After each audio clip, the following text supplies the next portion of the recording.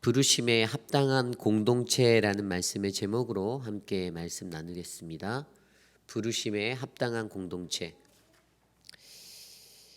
바울이 에베소 교회를 향하여 이제 그들의 삶 가운데 합당한 삶을 살라라고 오늘 말씀을 통하여 권면하고 있습니다. 합당한 삶을 살아라. 저와 여러분들은 하나님 앞에 합당한 삶을, 그분의 부르심에 합당한 그 삶을 살고 계십니까? 오늘 사도 바울을 통해서 에베소 교회에게 주시는 그 간절한 요청은, 그가 정말 혼신의 힘을 다하여 에베소 교회가 하나님의 건강한 교회로 세워져 가는 것에 단 하나의 의심도 할 수 없는 그러한 진실된 마음입니다. 아마 모든 분들이 다 우리 교회도 주님 안에서 그 부르심에 합당한 교회로, 건강한 공동체로 세워져 가기를 소망할 거라 저는 믿습니다. 그렇다면 오늘 말씀을 통하여 부르심에 합당한 삶, 그에 얼맞는 공동체가 되기 위해서 우리에게 주님은 무엇을 말씀하시는지를 말씀을 통해서 함께 조명해 보기를 원합니다. 오늘 첫 번째로 부르심에 합당하게 하는 그 공동체가 되기 위해서는 첫 번째로 하나됨이 있어야 합니다. 오늘 말씀 1절부터 6절까지의 말씀에 이렇게 기록되어져 있습니다. 그러므로 주 안에서 갇힌 내가 너희를 권하노니 너희가 부르심을 받은 일에 합당하게 행하여. 앞서 설명드린 대로 바울의 요청은요, 주 예수 그리스도로 사로잡히고 갇힘받은 나 자신의 정체성을 드러내며 자신의 모든 삶은 온통 예수 그리스도께 집중되어져 있다라고 말하고 있습니다. 예수님으로 온통 채워진 나의 삶, 여러분들의 삶도 그렇죠? 그렇다라고 저는 믿습니다. 온통 생각만 하면 예수님, 생각만 하면 예수님만 생각나는 그 인생. 그런데 그의 권면은 바로 너희가 부르심을 받은 일에 합당하게 행하여야 한다라고 설명합니다. 하나님은 우리를 부르셨죠. 저와 여러분들을 부르셨습니다. 그런데 그 부르심에 맞는 모습에 합당하게 우리가 살아내는 것이 그리스도인이 가져야 하는 가장 중요한 모습입니다. 그것을 위해서 첫 번째 바로 하나됨이 필요하다라고 얘기하는데요. 그 하나됨을 어떻게 만듭니까? 2절과 3절에 이렇게 기록되어져 있습니다. 모든 겸손과 온유로 하고 오래 참음과 사랑 가운데서 서로 용납하고 평안에 매는 줄로 성령이 하나 되게 하신 것을 힘써 지키라. 아멘.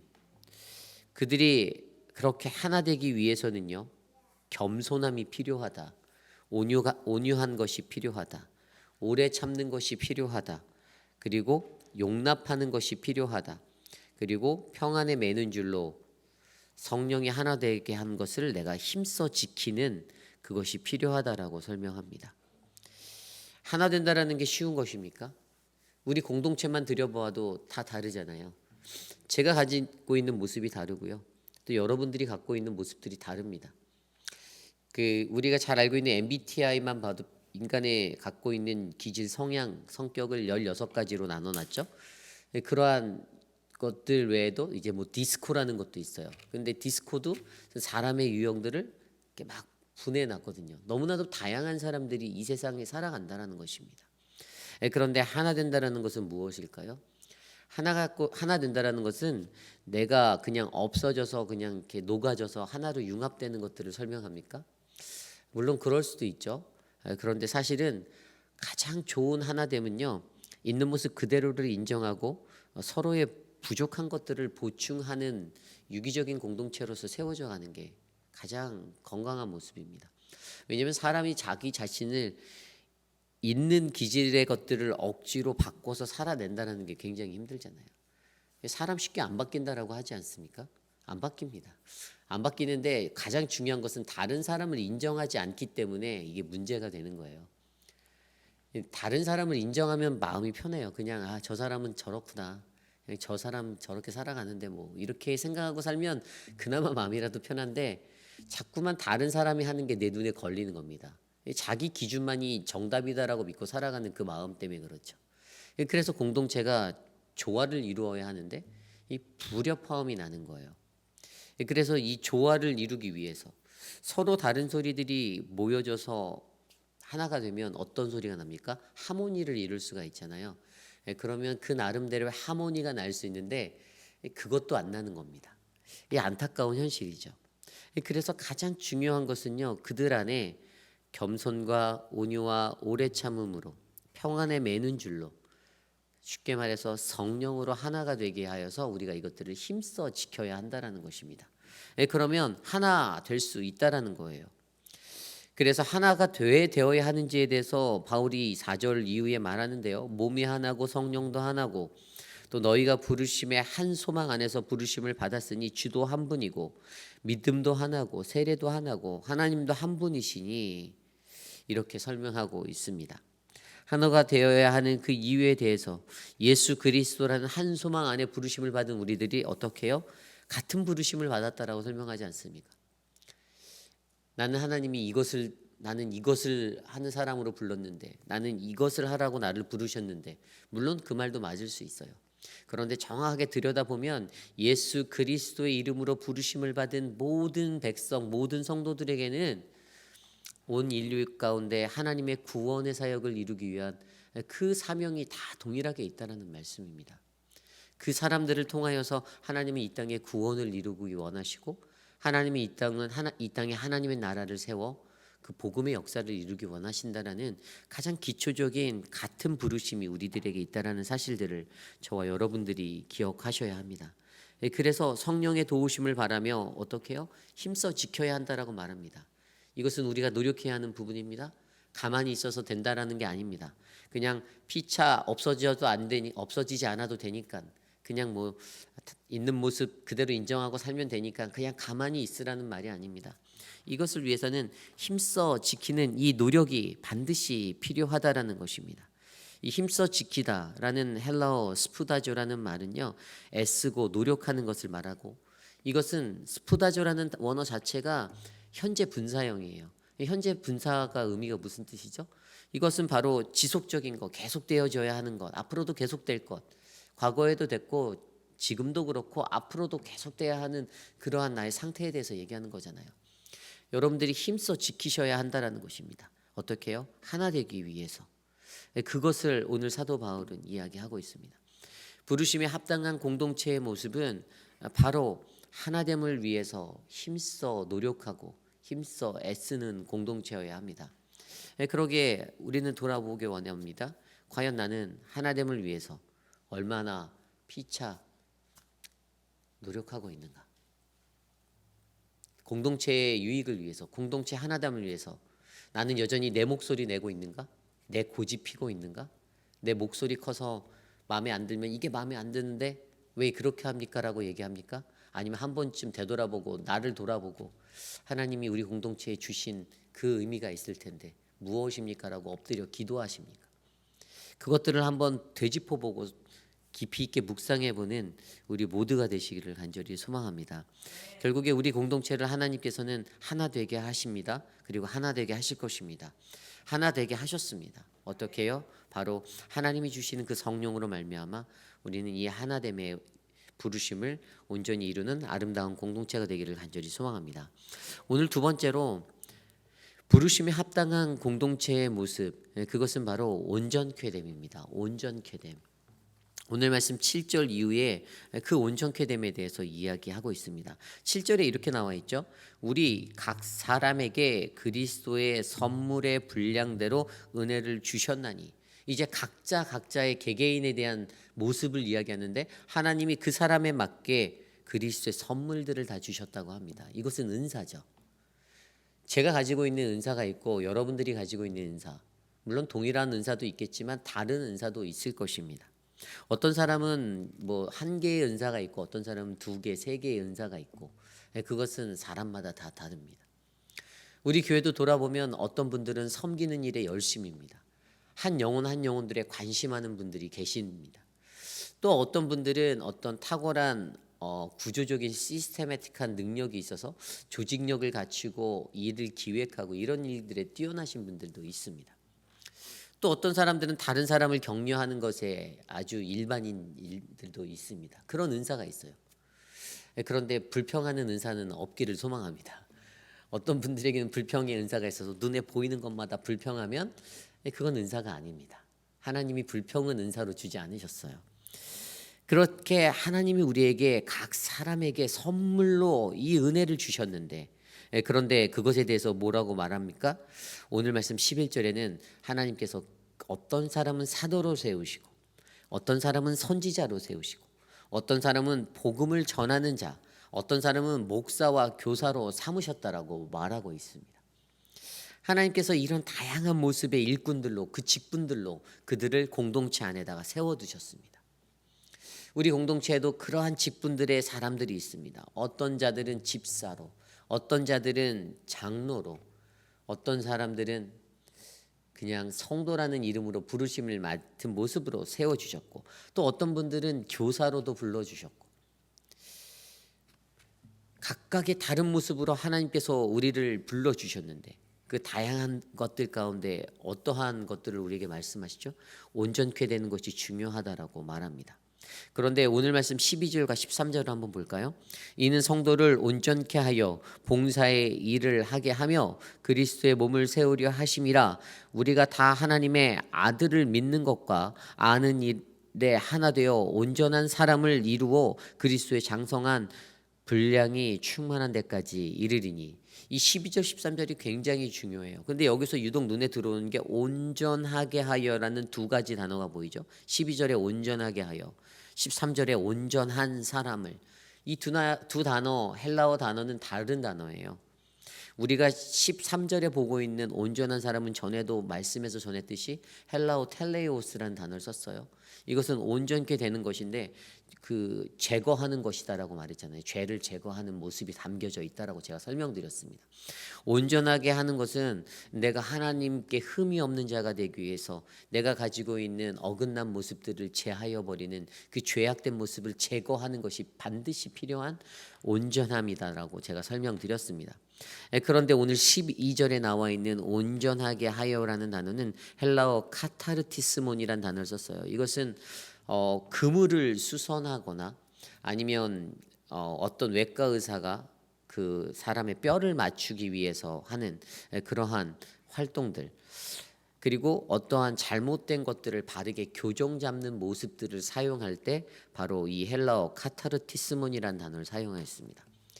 그렇기 때문에 오늘 12절과 13절에 가지고 있는 것은 우리가 가지고 있는 잘못되고 어긋난 모습들을 교정해 가며 바르게 고쳐가며 내가 하나님 앞에 흠없는 사람으로 나아갈 수 있는 그 모습이 우리들에게 필요한데, 그것들을 누구로 통해서 얻게 된다고요? 앞에 설명한 직분자들, 직분을 주어 일꾼을 세우셨던 사도와 선지자와 복음을 전하는 자와 목사와 교사로 세웠던 자들을 통해 이것들이 가르쳐져야 하고 이것들이 훈련되어져야 한다라고 설명하고 있습니다.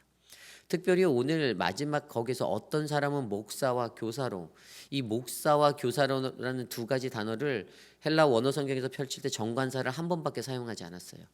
그것은 뭐냐면 목회자의 가장 큰 의미 중에 하나가, 본분 중에 하나가 교사, 가르침의 역할을 감당해야 된다는 것입니다. 목회자는 이 가르침의 사역을 해야 된다는 것을 강조하고 있는 거예요. 어쨌든 직분 맡은 자들에게 주신 것을 통해서 성도들에게 이것들이 가르쳐져야 함을 설명해 주고 있습니다. 그런데 이 직분 맡은 사람들, 이 사람들을 통해서 그들을 어떻게 세워나갑니까? 보면 봉사하여, 온전케 하여 봉사의 일을 하게 하며 라고 설명하고 있죠. 그들을 잘 만들고 잘 다듬어서 교회에서 일꾼으로 세워나가는 겁니다. 또 다른 일꾼을 만들어 나가는 거예요. 어떤 교회를 보면 우리 교회는 일꾼이 없는데라고 고민하는 교회가 있습니다.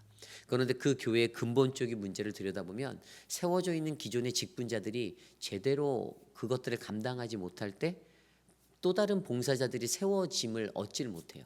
그냥 우왕좌왕되고 당황하는 거예요. 그들이 어떻게 일해야 될 줄을 모르는 겁니다.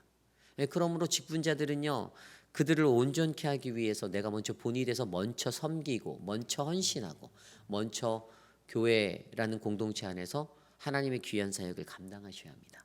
이것이 중요합니다. 그리고 두 번째, 그리스도의 몸을 세우려 한다. 이것은 무엇입니까?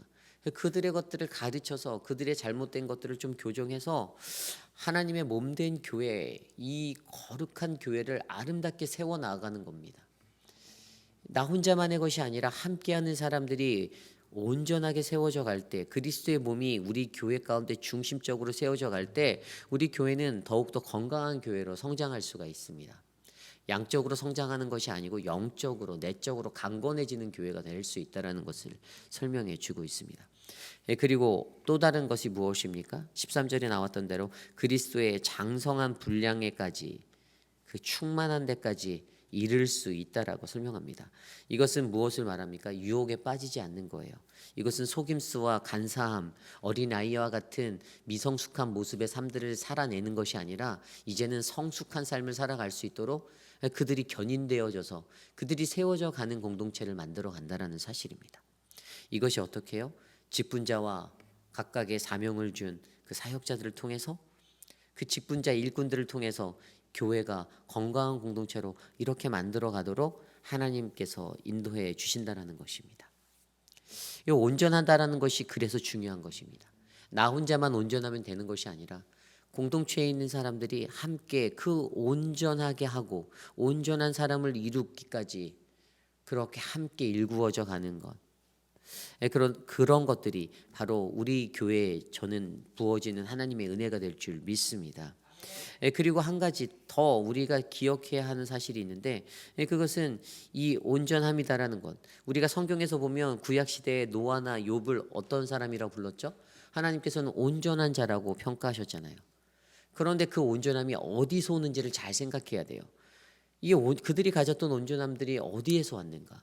그들이 인간적인 모습으로 노력해서 그들이 그것들을 얻었을까요? 물론 그것도 영향은 있었겠죠. 그런데 가장 중요한 것은 분명히 신약 성서로 넘어와서 신약 성경을 펼쳐보면 히브리서에 그 답이 나와 있어요. 히브리서 5장 9절에 온전케 되신 분이 바로 예수 그리스도라고 표현하고 있습니다. 그리고 히브리서 10장 14절에도 그가 거룩하게 된 자들을 한 번의 제사로 영원히 온전하게 하셨다라고 말씀하고 있습니다. 바로 무엇을 의미합니까? 바로 우리가 온전케 되기 위한 것은 오직 예수 안에서 참다운 그 온전함에 이룰 수 있다. 그러므로 오늘 말씀에도 뭐라고 돼 있어요? 그리스도의 장성한 분량에 충만한 데까지 그리스도의 몸을 세우려 하는 것. 이 모든 것들이 그리스도의 기반하에 그리스도까지 이르는 그 사역, 하나님의 역사, 온전함의 자리라고 우리에게 설명해 주고 있지 않습니까? 그러므로 가장 중요한 것은 우리가 예수 그리스도 그분과 함께 동행하는 것, 그분과 연합하는 것, 이것이 가장 중요합니다. 우리 공동체가 예수 그리스도에 꼭 붙어 있는가? 우리 교회가, 우리 가정이 예수 그리스도 중심으로 움직이는가? 이것을 살펴내어 우리가 온전함에 이르는 그 믿음의 삶을 이뤄내시기를 간절히 소망합니다. 오늘 마지막으로 부르심에 합당한 공동체를 이루기 위해서 우리는 하나님의 진리를 선포해야 합니다.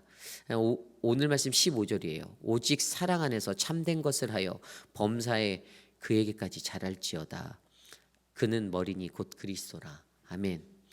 사랑 안에서 참된 것을 하며, 여기에 참된 것이다라는 단어가 헬라어로 알레디온 테스라는 단어인데 진리를 말하다예요. 진리를 말하다. 참된 것, 진리를 말하다. 교회는 늘 진리를 말해야 합니다. 공동체는 늘 진리를 말해야 해요.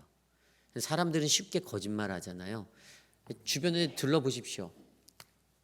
은근슬쩍 가끔씩 거짓말하는 사람들 만나게 되잖아요. 근데 너무 아쉬운 게 한 번 거짓말하면요, 그 거짓말을 덮기 위해서 또 다른 거짓말을 끌어다 쓴다라는 게 너무 안타까워요. 그러면 그 인생은요, 날마다 거짓말 속에서, 거짓됨 속에서 자기의 여생을 보내는 인생이 될 수밖에 없습니다. 눈 가리고 아웅하는 거예요. 그런데 여러분, 한번 정직하게 살아보십시오. 한번 정직하게 살아보려고 하면요, 마음속에 평화가 오고 기쁨이 있고 안식이 있습니다. 내가 정직하게 살려고 하니까요, 내 행동들 조심하게 되잖아요. 내가 정직하고 바르게 살려다 보니까 어떻게 돼요? 하나님을 먼저 바라보게 돼 있습니다. 내가 속이려 하면 사람들을 보게 되거든요. 근데 내가 정직하게 살려고 하면 늘 하나님께 내 시선을 두게 돼 있어요. 아, 내가 이렇게 하면 안 되지라고 나를 치게 돼 있습니다. 그런데 공동체는 참된 것을 선포하는 곳이라 합니다. 진리를 말해야 한다라고 말합니다. 교회가 참된 것, 그 진리, 구원을 늘 선포해야겠죠. 우리 교회에 늘 이런 진리가 선포되어져야 합니다. 우리 교회에 예수 그리스도가 선포되어져야 합니다. 이것이 가장 중요합니다. 우리 교회에 세상적인 것들이 선포되고 우리 교회에 인간적인 것들이 선포되는 공동체가 아니라 우리 교회는 예수 그리스도만 선포하기에도 정신없이 바쁜 교회가 될 줄 저는 믿습니다. 그래서 이러한 것들, 바로 이러한 것들을 위해서 어떻게 해요? 범사에 그에게까지 잘할지어다. 사랑 안에서 해야 된다라고 설명해요. 근데 이것을요, 사랑함으로 진리를 선포하는 것, 사랑으로 교만함에 빠지지 않도록, 이것이 바로 부르심에 합당한 공동체를 위한 세 번째 모습입니다. 오늘 우리는 말씀을 통하여서 부르심에 합당한 공동체의 모습, 바울의 그 요청을 살펴보았습니다. 우리가 아름다운 공동체로 자라나기 위해서는 하나됨이 필요합니다. 이것은 내가 녹아져 내려서 내가 사라지는 것을 말하는 것이 아니라 있는 모습 그대로 서로를 인정하고 서로가 조화를 이룰 수 있도록 자신을 깎아내리는 것, 겸손한 것, 온유한 것, 오래 참으시는 것, 그리고 평안에 맺는 줄로 성령님의 힘을 도우심을 받아 이것을 힘써 지키는 그 하나됨이 필요합니다.